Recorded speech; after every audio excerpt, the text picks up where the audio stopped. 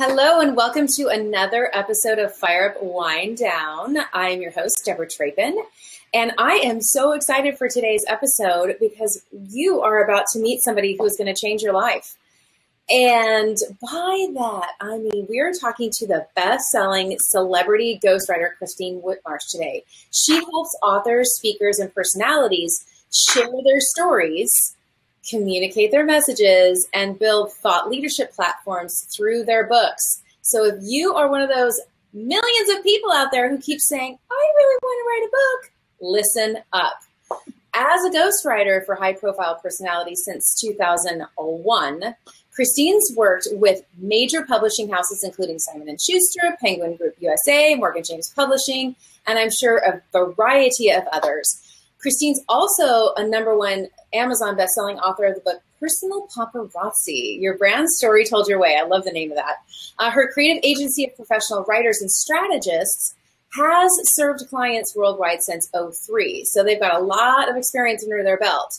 So the company she serves, business leaders, entertainment personalities, and other thought leaders, she's really helping them by writing and publishing their books and then building solid brand platforms around those books with content marketing, social media marketing, and other strategies. Her personal mission, which I absolutely love this, her personal mission is to change the world one story at a time. So without further ado, meet Ms. Christine.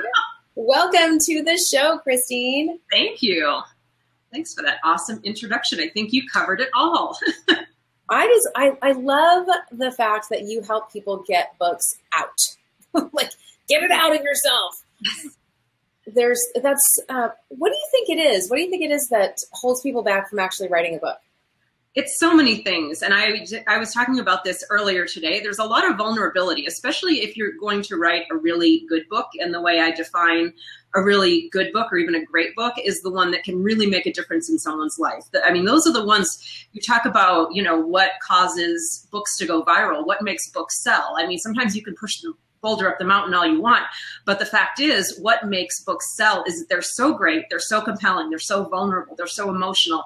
It's just those ones that you keep promising yourself one more chapter, I'm going to go to bed, and then it's 4 a.m.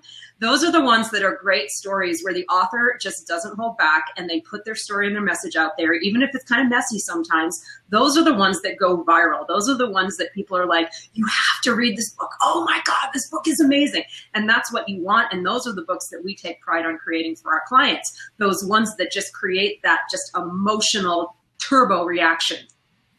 Ooh, I love emotional turbo reaction. Yeah. Ooh, I love that. And so obviously you have maybe even a love affair with books. I mean, your marketing is so spectacular. Like, I can't live without books. And so what gave you the push to begin living kind of in that dream, right? Most of us want to be doing something we're passionate about and that fits our purpose. So how? Like, what was it? I popped out this way. I was born this way. I think my first words to my mother were, "Mommy, read to me." And I would just obsessively have her read books to me until I finally could read them myself. And then from there, at 7 years old, I just was in the basement. All the other kids were outside playing, and I was the vampire child in the basement, just writing short stories obsessively. So I was born into a family of entrepreneurs and sports writers. So writers meets business equals me. And it's just something that never went away. There have been, different career paths along the way as I was trying to figure out how to make a career out of my passion. But the passion for storytelling, it just seemed to be something that was there at birth, and it's only gotten bigger. I love that. So you have a very clever company name. Yes. Christine Inc., but Inc. is with a K, yes. Which is, I find that I love clever. Clever is one of those things that, it kind of makes you just kind of tilt your head to the side and go, isn't that awesome? So how did you come up with that? Were you doing that on your own? Were you whiteboarding? Kind of give us the process of coming to Christine Inc. That would be my genius mother, who is from the entrepreneurial side of the family. And I was freelancing. This was gosh, 2001. It was after I did that first celebrity book. And I was freelancing and just doing so many different writing services, whatever people needed to write. And writing is, a challenge for a lot of people. So just kind of being the ghostwriter to everybody. And she said, you're doing so many different things. You're almost more of a company than a freelancer. You're like Christine Incorporated. So Christine Incorporated, Christina. Oh, I love it. Moms are just the best. Moms rock. I love it. I love it. And I love that she was kind of a spark in your entrepreneurial jump, especially since she had that spirit. I think especially our mom's generation, they didn't use the word entrepreneurial or entrepreneur. It wasn't really in the vocabulary then, but I think a lot more of them actually are spirited that way and driven to do those things. And I love seeing kind of this renaissance of that age group just going, it's my turn. They're making crafts. They're selling stuff on Etsy. They're like, dude, I love it. I think it's so great. And we need that, the generation before us, to keep going and showing us you don't have to just put on the polyester pull-up pants and sit in front of your stories all day, right? Like, that to me sounds like torture. On the bus, you're going to Florida, you have no choice. See, my mom is 76, and she just never stops moving from just morning until night. And she tells me, she says, well, this is the only way to prevent getting old, is you never stop moving. She says, the moment I sit down in a rocking chair, that's when I'm going to get old. So I'm just going to stop moving. I'm just going to never stop moving. So that's her secret to longevity, is never stop moving. And that's very powerful. And I think that it's, their parents kind of did that, right? That was the generation where at 65, you were retired and you just kind of chill. Well, her father never stopped. He was the businessman. I don't think he ever stopped moving. That's neat. Yeah. So you come from a long line of go-getters. I love it. Yeah. So one of the questions I love to talk about, and the topics I love to just dig into, is the word success. Because I think that in today's world, especially with all of the highlight reels that are shared on social media, our success can kind of get lost in the mix if we don't actually tell ourselves what it means to us. Mm-hmm. So if you had to give yourself this is what success looks like to me, Christine, talk, what does that look like to you? I'm still working on that one. Like I am most things in life. I feel like there's a lot of kind of lifelong homework assignments that we've been given. And the definition of that word, and I can geek out about words easily. The definition of that word, I think, is one of our homework assignments. I will say, though, it's definitely one of those words that we need to define for ourselves, because there's so many words out there that when we're looking for other people to define it, we end up having people define us. So I just kind of, that would be my message, I guess, to the youngest generation, the college generation, is just be careful about the words that you define yourself versus the words that you let other people define for you. Because if you're letting other people define words for you, and I love that we're just speaking out about words here, if you're letting people define words for you, all of a sudden, who are you now? How do you know when you've achieved it? What's the metric? What's the measurable mark where you've achieved it if you never really had control of the definition in the first place? And I think I'm getting very abstract on this, but success, I think, is one of those tricky words that you really have to keep control of, or else it'll just get away from you and you won't know if you've ever achieved it. And that's when the crap starts in your head, Yeah, I totally agree. I remember we both know Shondell Slayton. Mm-hmm. Sutherland now, Shondell Slayton Sutherland. I met her back in 2002, and one of the exercises that she took, I think it was part of her first or second BU in 2002 group, and we had to fill out this sentence that was, "I will feel successful when," or something like that. That's how I hear it now, right in my head, and how I coach people now to say, you need to fill that in. Is it you have more adventure? Is it, you are living in a certain place? There's no right or wrong answer. And I think that's so exciting to just be in a time and a place where we actually can define it. So don't waste the opportunity to define it, because we don't know what tomorrow brings. There's so much crazy happening in the world. And it can be another one of my fave questions to ask, which you're totally going to love because you're a total word geek, is, what 3 words Like if somebody were to say, what 3 words describe Christine? What would those 3 words be? I don't like questions. Creative, passionate, and driven are the first 3 that come to mind here. And I was just going to say something about success is it's the little things too. So when you're talking about doing an assignment like I will be successful when, I think people tend to do I have like a coach inside of me, I swear. People tend to do these 3 huge milestones happen, and they forget about just how will you be successful today?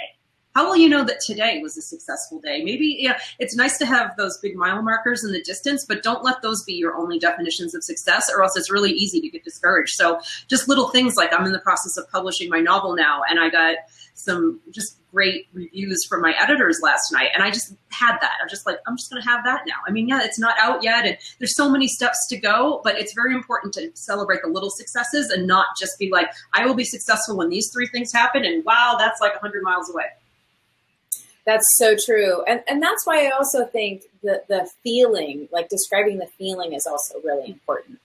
Will you feel free? Will you feel happier? What does that mean to you? So that's great. That's great advice. So let's kind of jump into a little bit on how do people start writing their books, right? So I'm sure you get this question every day because of what you do. But as somebody who's actually written a book myself, people are always like, they're so amazed and blown away that, oh my gosh, I can't believe you actually did it. And, I don't want to make it sound like it's the easiest thing I've ever done, because it certainly wasn't. But I think that once I started it, I realized, okay, this isn't as hard as I thought it was going to be. And so how do you get people to just make that first step to even talk to you and get the conversation started, to get them out of their own way? Well, the conversation starts before I'm even on the scene. The conversation starts when enough people tell them, sometimes for a decade. I mean, it's amazing. It just depends on how quickly they listen. When enough people say to them, oh my gosh, Deborah, you have this amazing story and this message, and every time you tell it, it gives me chills, and this can transform people's lives. Now, some people only need to hear it once, and then they seek me out and say, I need to write my book. Some people have to hear it over and over again for years. I have a client I'm working with now that just his life story is extraordinary, just beyond extraordinary. It blows people's minds. And it just took him the longest time to realize, wow, maybe I should write a book. And now, of course, he's just saying, is it interesting? Do you think anybody would be interested in my story? And if I told you his story, it would blow your mind. Like, he doesn't think that's interesting. And he's starting to finally get it now, but it took the whole book writing process for him to get that we're all interesting people, but his story is mind blowing. So it starts with, that's the very first step, is realizing that you have something to share. And everybody has something to share, by the way, but you have to realize it, and you have to own it. You have to own the fact that someone can be transformed by your words, by your story. And from there, I take them into, and I won't go into all the details of it, but it's a very intricate scientific process that I call a book blueprint. And because I have a science background as well as a creative background, and that's the thing that gets the big books done. And it's a whole process of creating a vision and architecture, and really just a step-by-step writing plan that gets the book done. So, and that's a really important piece of advice, is any kind of big project, like you're going to build a house, you would never build a house without a blueprint. You just got to hammer that nail into that, I don't know, maybe put carpet over here, So any kind of big project needs a specific step-by-step plan. The bigger the project, the more detailed the plan, which is why I created the book blueprint process, which really is a step-by-step foundation to getting your book written. Awesome. And I think that we're going to offer something really fun at the end of our chat. So I won't give that away, but I will say, keep listening, because she's going to give you something awesome. Yep. I think one thing that you said, and correct me if I'm wrong, but you really have a type of book you like helping people write. So in other words, you're not necessarily helping people write textbooks. Correct. So tell us a little bit about that and how you got to choosing that type of book to focus on. Well, the type of book that I specialize in helping people with is what the New York Times calls a self-help memoir, which can sound a little cheesy, but the concept behind it is really solid. And it's the idea of finding that perfect intersection where your story, and really the impact of your story, intersects with the lessons that you learn from that story that can help other people either not repeat your mistakes or repeat your lessons, or, get the same transformation you got. And it's really finding, the reason it's a self-help memoir is it's finding that exact story that leads people to the message. The difference between a memoir and a biography is kind of like, first I did this, and then I did this, and then I did this, and that's really more all-inclusive. A memoir is taking a very specific, almost artistic slice of your life and describing the point A to B in a very intentional way that is designed around delivering the lesson. So I'm really passionate about that, because if it's just a story, it's just a story and there's really no action. If it's just the self-help part, the lesson, then it's you should. You've seen those kind of like the self-help books like in the 1980s, and they're just kind of shooting all over us. And without the story, we don't have the trust and rapport with the author to actually believe them and trust them and do the things they're telling us to. So you really need the story and the message together for that maximum impact. I love that. They're shitting all over us. Yes, they are. That is really interesting. And, it makes me think about the books. I love books, but I don't always finish books. Mm-hmm. Me neither. And I always thought, what's wrong with me? Why can't I complete these? And listening to you and realizing, well, it's just because they're not my kind of books. Like, I do love a good story. Mm-hmm. And I think that, telling stories and peppering stories in any kind of book mm-hmm. is possible. Yeah. And in particular, when you're talking about a memoir, right? That's like one big story. Mm-hmm. So how do you help them kind of bring them both together? Are you talking like they're telling stories and then they're like, well, here's how I figured it out. Here's an exercise for you. Or like, where does the self-help part come? Well, we do things just really by extracting things from people's head, by reading their whole story. And it's really hard to describe, like the process where you could sit here for 2 hours and tell me everything you've learned from your life and your entire life story. And it's almost like that movie, A Beautiful Mind, where he sees the things on the wall and pieces them together. Just with the ghostwriting talent, I guess, my team and I are able to hear the stuff that we need and kind of block out what we don't need. So I'm not sure if that's what you're asking, but it certainly is a process that takes, decades of experience. It's taking decades of experience for us to fine tune it. But the mistake that I see a lot of people is they want to put every detail, every lesson I've ever learned, everything that's ever happened to me in my life. And those are probably some of the books that you didn't finish. Maybe it's amazing, like the things that make us put books down. It might've been like this overwhelm, this kind of like, I don't know where I'm going with this or whatever, but either way, your brain is like, I'm done. Oh, that's interesting. So is that something that you coach people on? So in other words, have you had clients that are like, here's my brain dump, I want to put this all in one book. And you're like, actually, that's 4 books. Exactly. Yeah.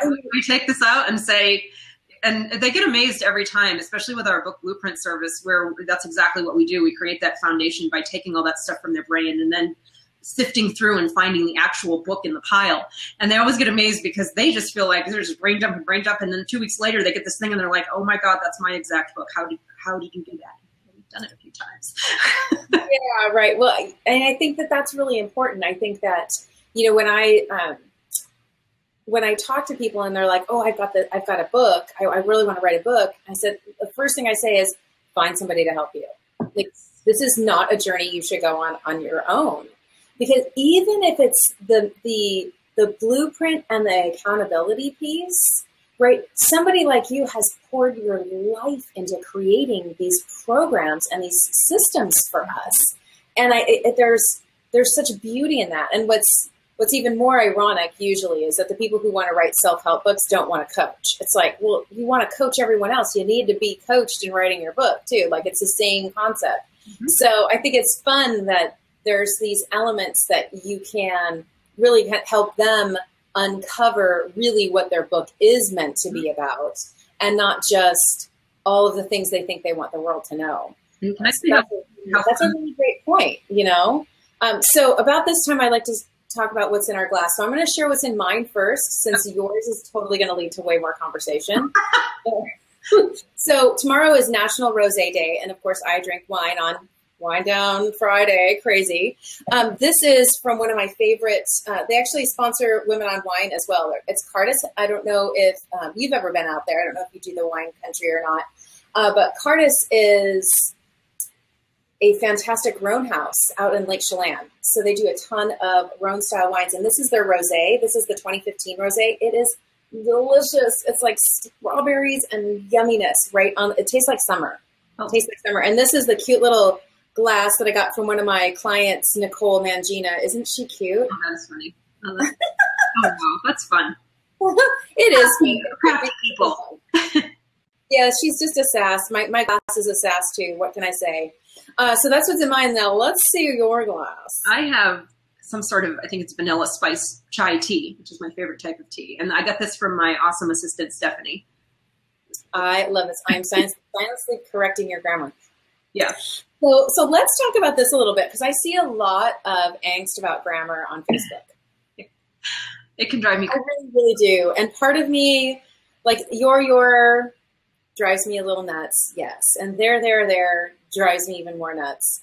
How do you handle that? Like, as somebody whose profession is to critique and correct grammar, like, how do you direct message people? Like, do you let them know, hey, here's a better way to do it? Or do you just shake your head and go, that doesn't make people popular.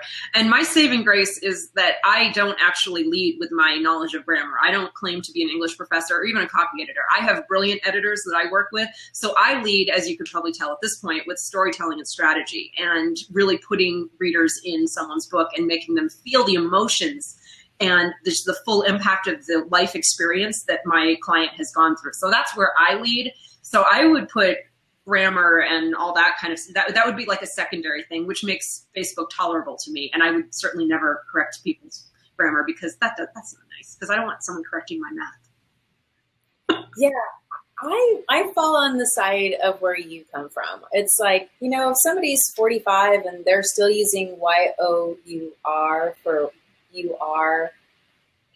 I let the conversation be in my head and move on.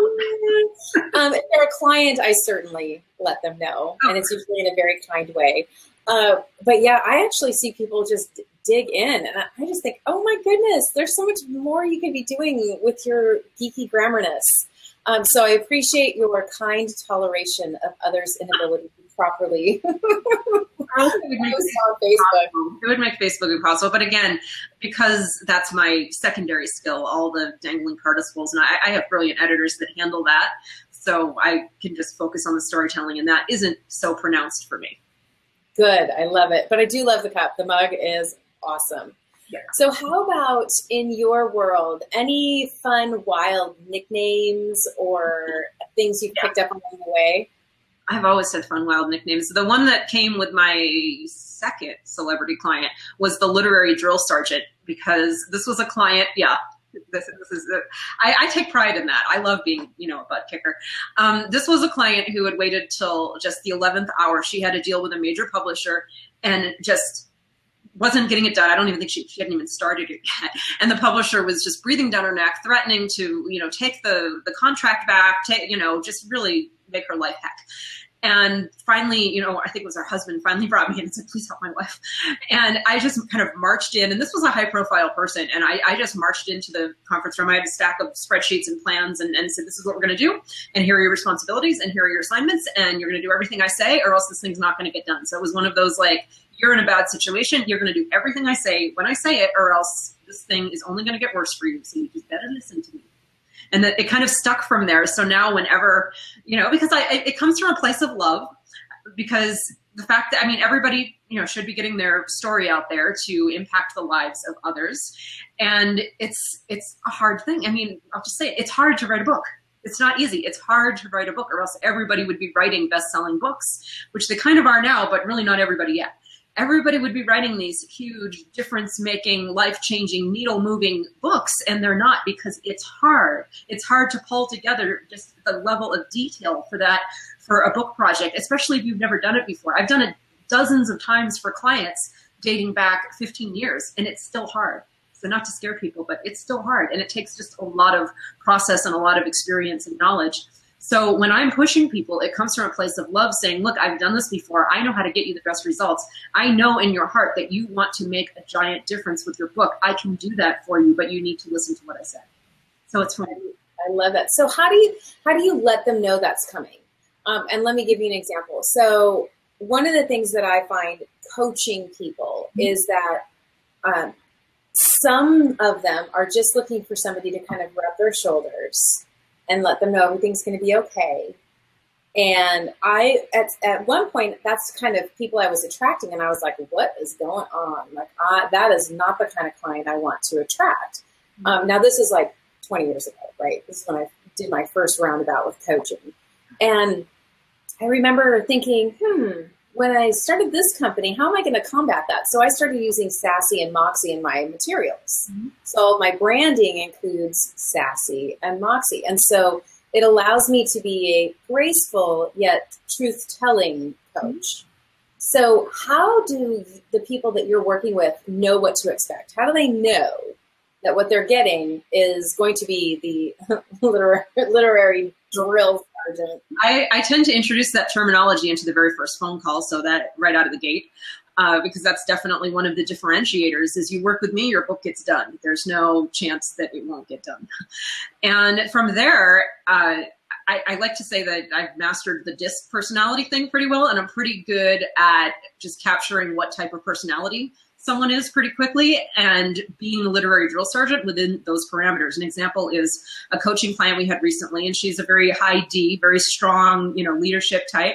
And we just continuously challenged her. It was another situation where the publisher was breathing down her neck and she'd only got halfway through it and was just kind of stalled on her deadlines, and just, pretty forcefully pushed her through the process, and even kind of cleared her personal schedule of like family commitments at one point just to get it done. And it worked beautifully. And she just submitted a complete book, and it's with the editors now, and it worked. So it's being the literary drill sergeant, but also being very cognizant of the personality and communication style of the client to make sure that I'm speaking to them in their language. Excellent. Now, do you just do that naturally, or do you actually have people go through kind of a survey or a process before you even work with them to go, yeah, we can work together? Like, how do you decide whether you want to work with someone or not? It's a combination of the two. I'm pretty good with gut instincts and figuring things out, but I certainly have a bunch of, assessment tools available to me if I need it. So it's a combination. I work a lot with gut instinct. I'm sure you do too.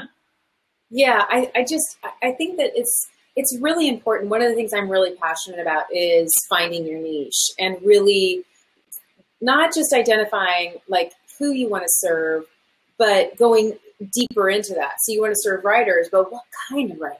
Like really, because there's so many people out there who you can attract, and there's only so much work you can do, especially when you're doing smaller business type stuff. And it's so much more fun when you get to work with, if you love working with high Ds, if you love breaking down the wild horse inside them, right? It's like finding them.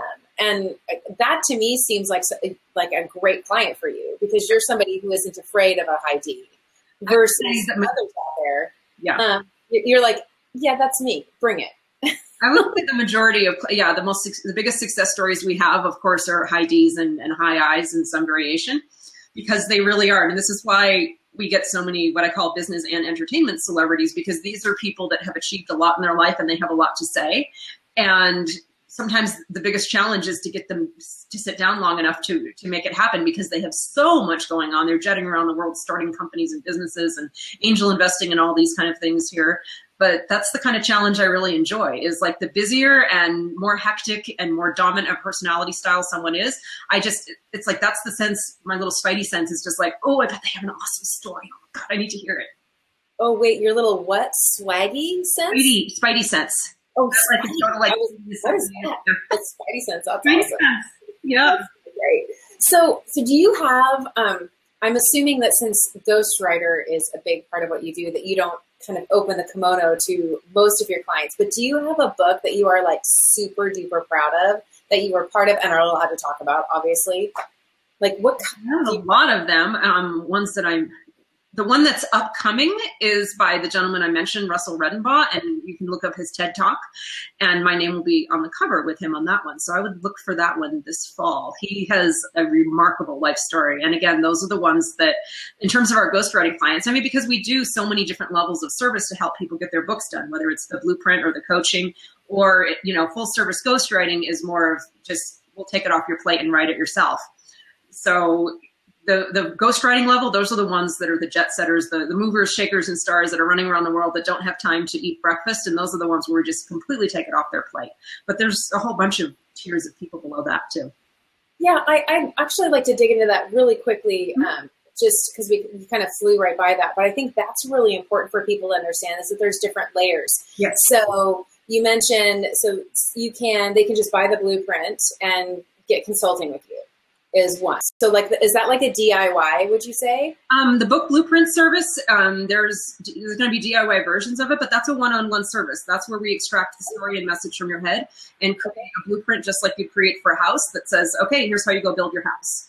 And there's some clients that are totally ambitious and driven and motivated, and that's all they need.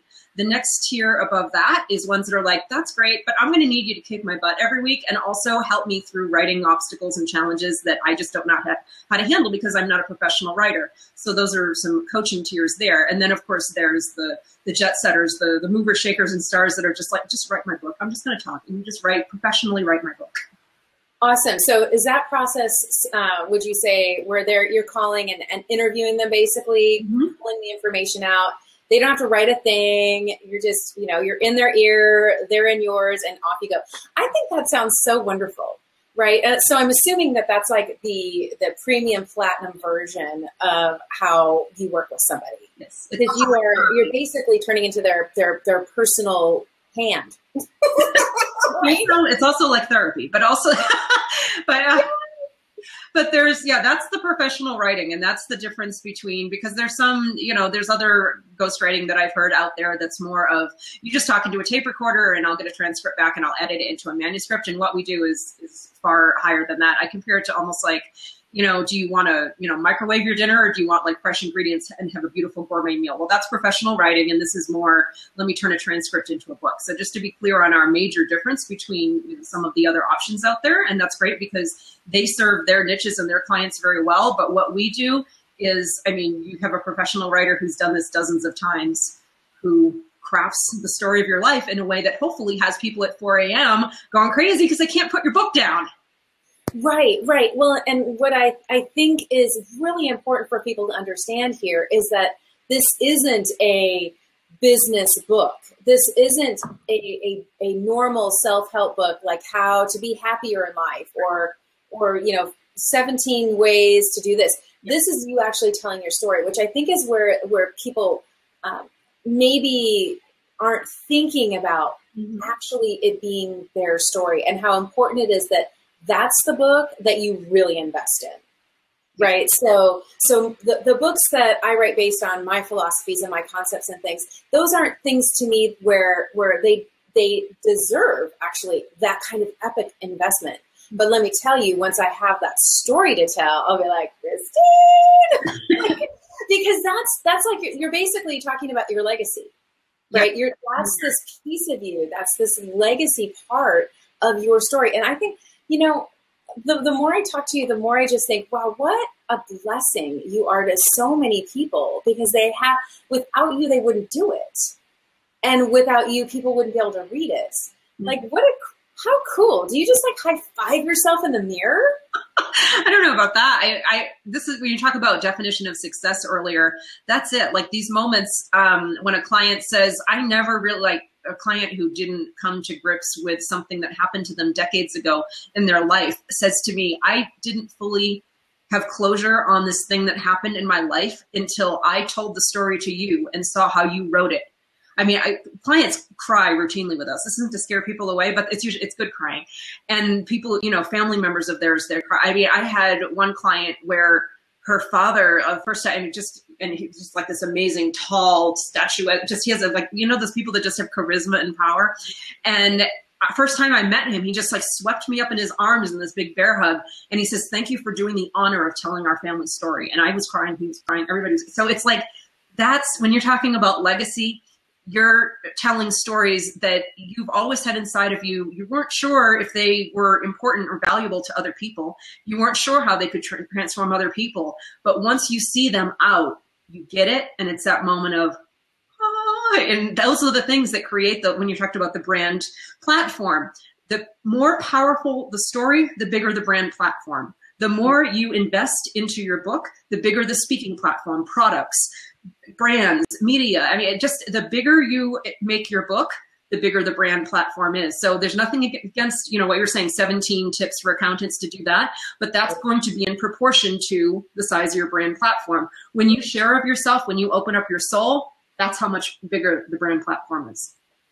I love that. Yeah, you're totally inspiring me. And I actually I'm thinking now of like 2 or 3 of my clients, because, what I do in my practice is help them find their core force. So I'm actually doing the therapy before they're ready to write their book, right? This is the, what do you value? What are you passionate about? What is your life purpose? And is it in your life? And who are you meant to serve? It's really this beautiful story that I help them uncover and define.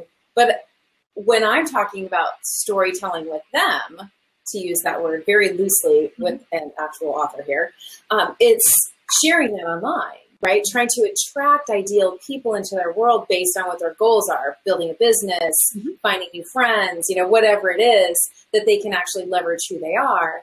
And, there's lots of crying in those conversations too. And I think what's so epic about this conversation is that you need someone else to actually help you.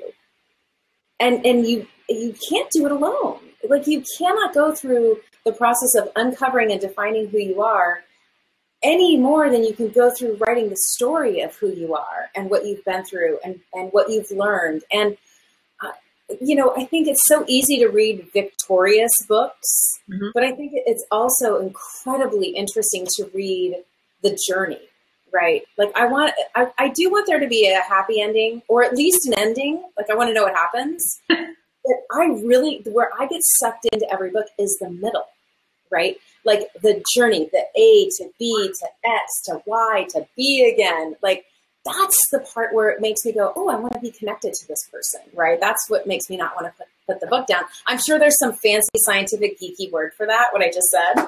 You're talking about the hero's journey. And first of all, a few things. People don't trust 100% victorious books because they know we have good radars and good gut instincts as human beings. And we know that's not the way life works. So the reason that you're drawn to the, to the dips, to the lows, is because you can relate to that, because you understand that's the way life works. And then you talked also about realizing that you need help writing your book, that you need some help with it. But it's also, you need someone, and this is what I take pride in, what I love doing, you need someone who can see you through professional storytelling eyes. So I can look at our clients and say, I see you and I see your life and I see it in a way that you could never have predicted in your life. And that's what's going to come out on the page.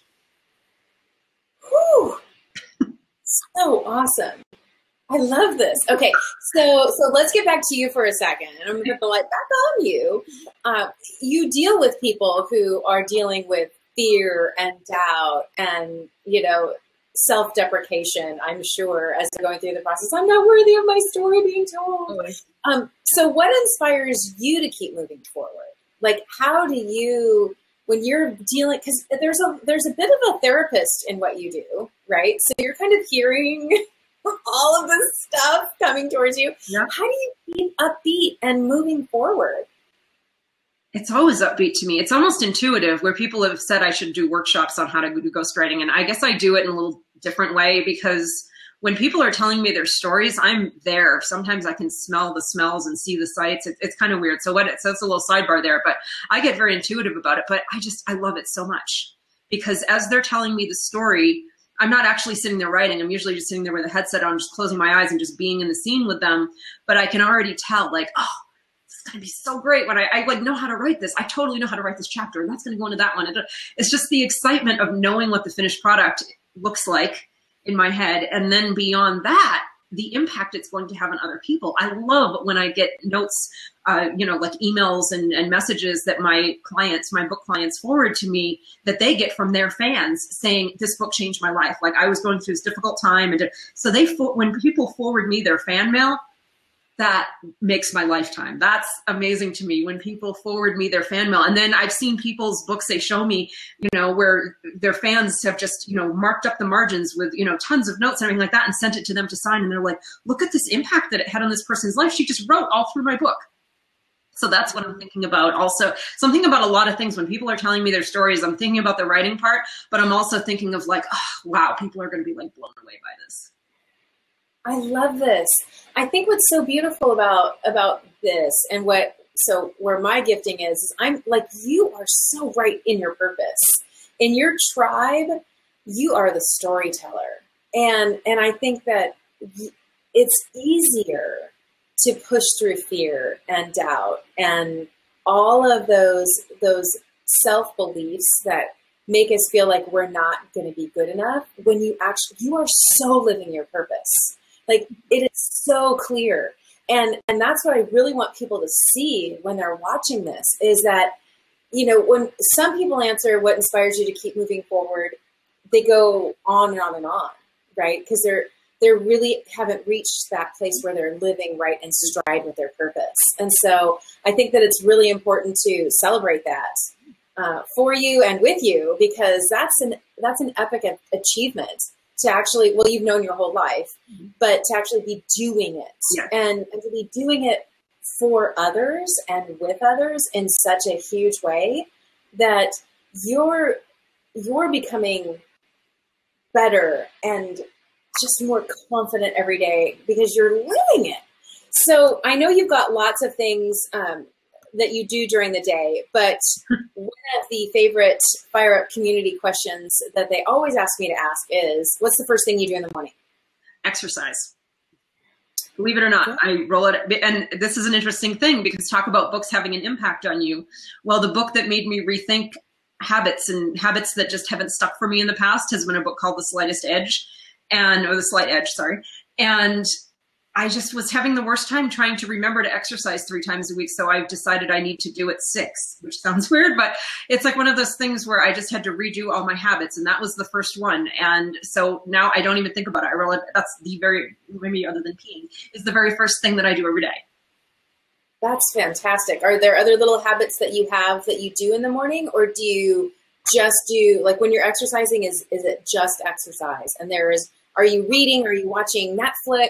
Like, I'm an in the zone exerciser. I'm pretty intense about it, which is why I'd rather do it for a small amount of time very intensely than just kind of, meandering on the treadmill. And that works for some people. And I know they get their reading in and they're on the treadmill for an hour. It's like, I'd rather kick my own butt for 15 minutes than meander for an hour. So I do it pretty intensely.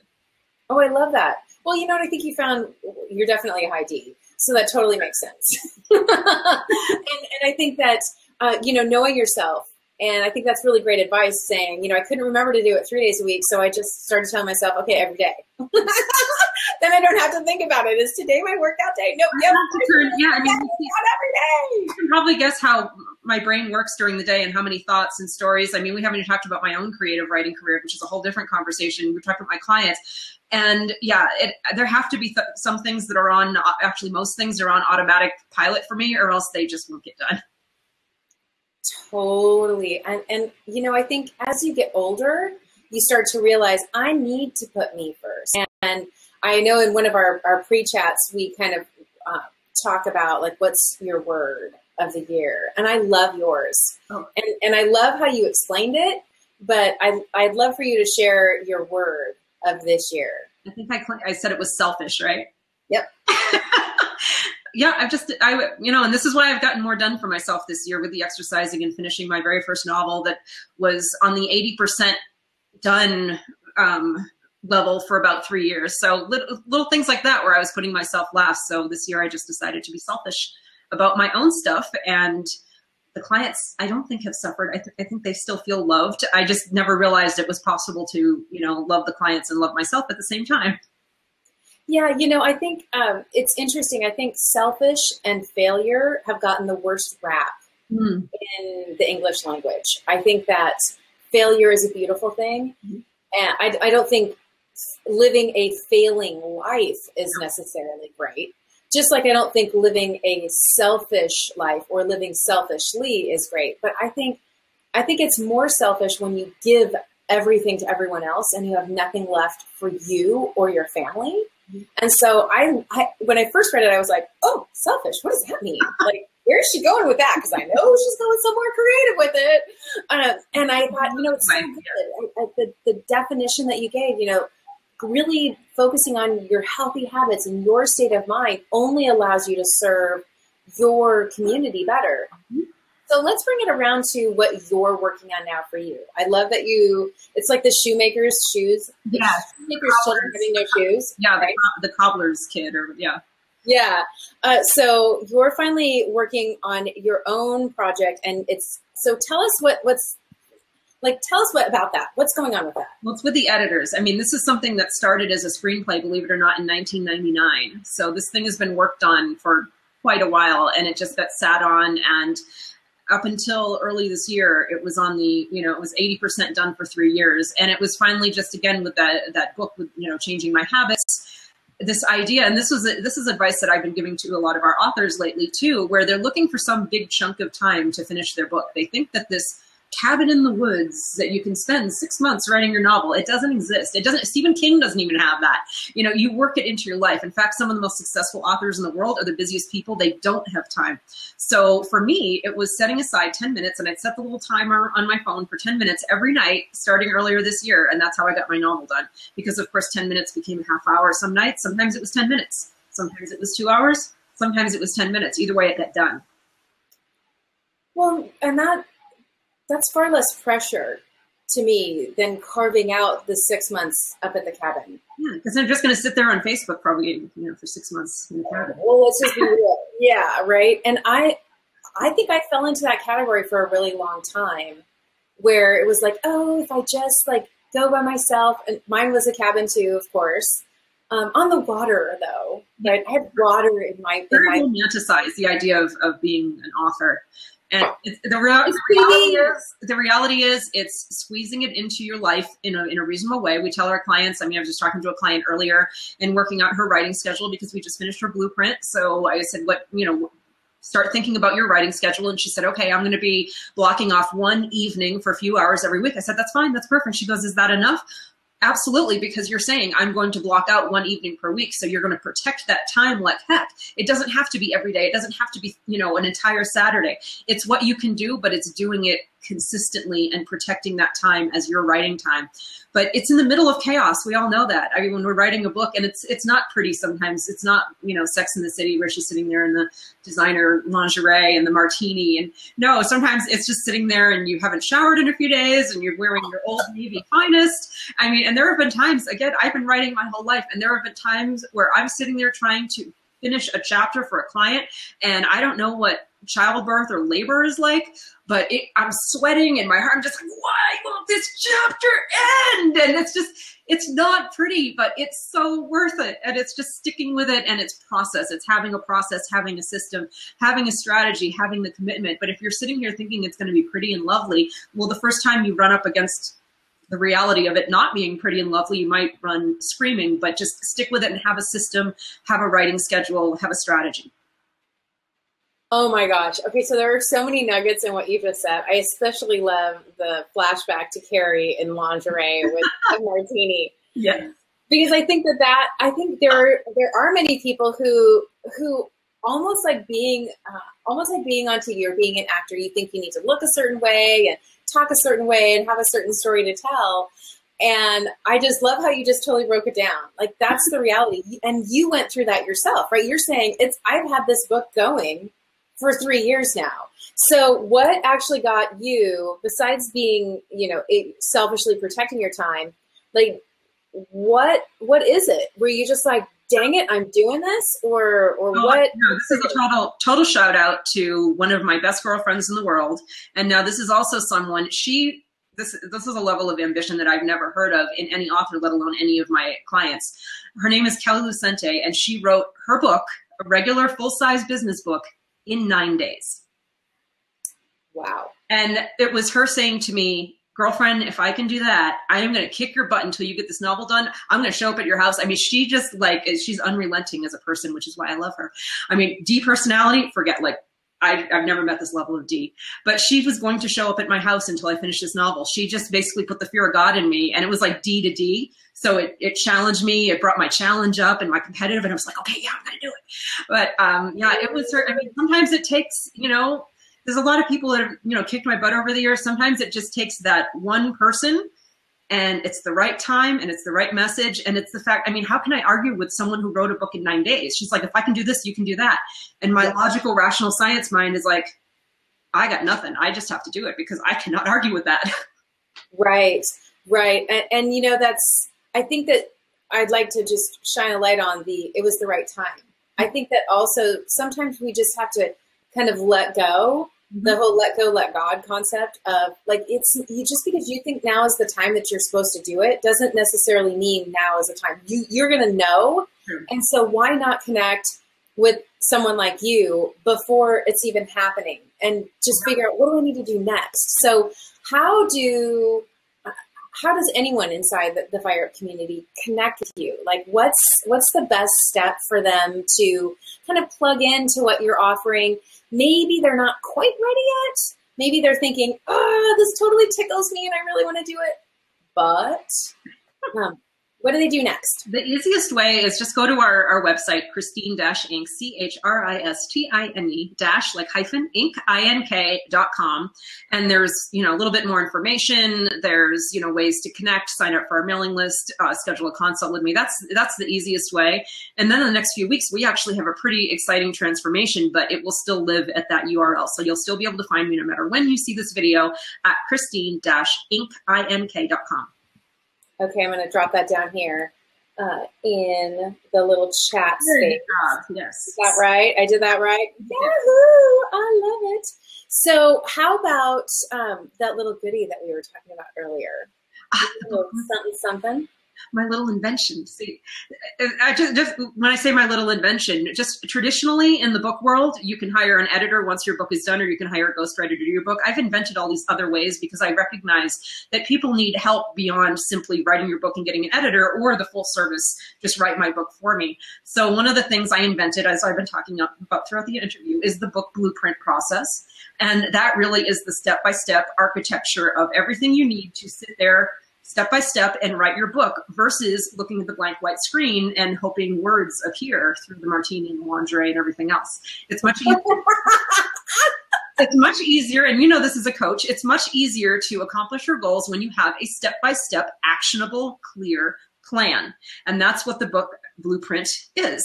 So what I have put together is a book blueprint guide, and it guides you through our entire process step by step that we work with people one-on-one, but this will tell you our secrets. It'll tell you all the secret sauce and the systems and the science and all kinds of S's behind our book blueprint.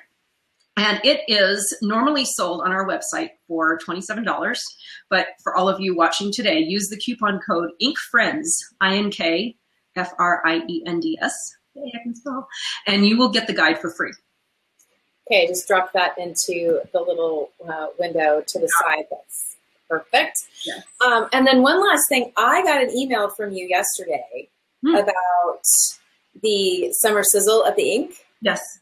So if they go to Christine-Inc.com, will they see that information? If they sign up, will they get that information? Or I really want to make sure they see that because I love the concept of what you have laid out there. So do you want to share a little bit about what Summer Sizzle is and then how they can get involved? Yeah, they can contact me and say, send me the Summer Sizzle special email and I'll make sure that you get it. So just contact me and I'll get you hooked up with anything that we talked about today. So don't be in the dark about anything. What I came up with for this is what I realized is beyond books, but mainly books. People are kind of what I use the equivalent of pushing the peas, the vegetables, like a little kid around their plate and not eating them with their creative projects. I'm going to write a book. I got to redo my website. I need to write these articles on this. They have a lot of creative projects that they're kind of pushing around, but not pushing off their plate. And as the literary drill sergeant, I am really, really good at helping people get stuff done, especially creative stuff. And I started thinking about it. I said, the summer is the perfect time for this because people put things off in the summer thinking, it's summer, I'll get to it in the fall, but let's have a reality check here, folks. After Labor Day, you're in end of the year mode, you have revenue goals, you have the business stuff to do. Not that creative isn't business because you can make a lot of revenue through your creative projects, but really after Labor Day, that's like a whole new sprint that happens. So why not figure out your creative stuff this summer? At least put a plan of action in place, at least make a dent in the creative projects, at least have, a plan of action so you know how you're going to get your book, your website, all these words, all this creativity you need done. So I came up with a Summer Sizzle special to help people get these creative projects off their plate. So come after Labor Day and then Christmas, they're still not talking about their someday book. I love that. What a great gift to give themselves. Yeah. And, I think that it's almost like the concept that we were talking about earlier with working out. Like, I can't do it. I'm having a hard time doing it just 3 days a week. So I'm going to do it every day of the week. So I remember this is like investing in the fact that you're moving forward. Yes. And I listened to the Pat Flynn's podcast. I don't know if you ever listen to him. He's the Smart Passive Income guy. He's awesome. So if you ever have time on your hands to listen to a fun podcast, he's great. He has great guys on, guys and gals.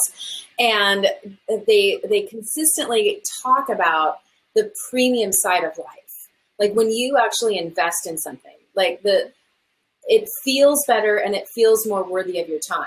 So you could buy white socks at Target for $5 or white socks at Nordstrom for $15. And how you handle them, even how you launder them is different. I mean, it's just the psychology. So investing in yourself, being your number one investment, like do it. Like, who else deserves that investment more than you to make the impact that you're meant to make? So I love that. Any last minute words that you want to give to the Fire Up community today? Any last minute tidbits? Yeah, all I would have to add to what you just said would be about just how we're leading with content and story these days. So all these creative projects that I just talked about, these are definite investments in your business and your brand. So never just think a book is a book. A book is never just a book. Your writing is never just your writing. Your story is never just your story. It's always something bigger. It can always be something bigger. So it's definitely worth taking some steps to get it done.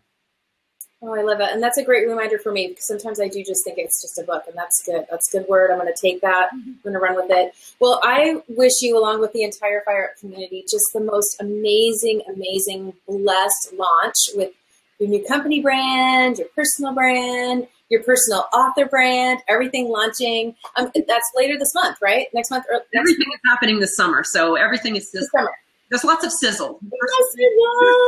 Clients are sizzling. Clients are launching books. So we're having a very sizzly summer. It's sizzling. It's summer. I love it. So thank you so much for joining us on Fire Up, Wind Down. It has been such a pleasure. And I truly believe that you are going to change lives and that there are people who are listening right now who are feeling so inspired to make that step. So thank you so much for joining us. Really, really appreciate it. Thank you. All right. Take care. Bye. Bye.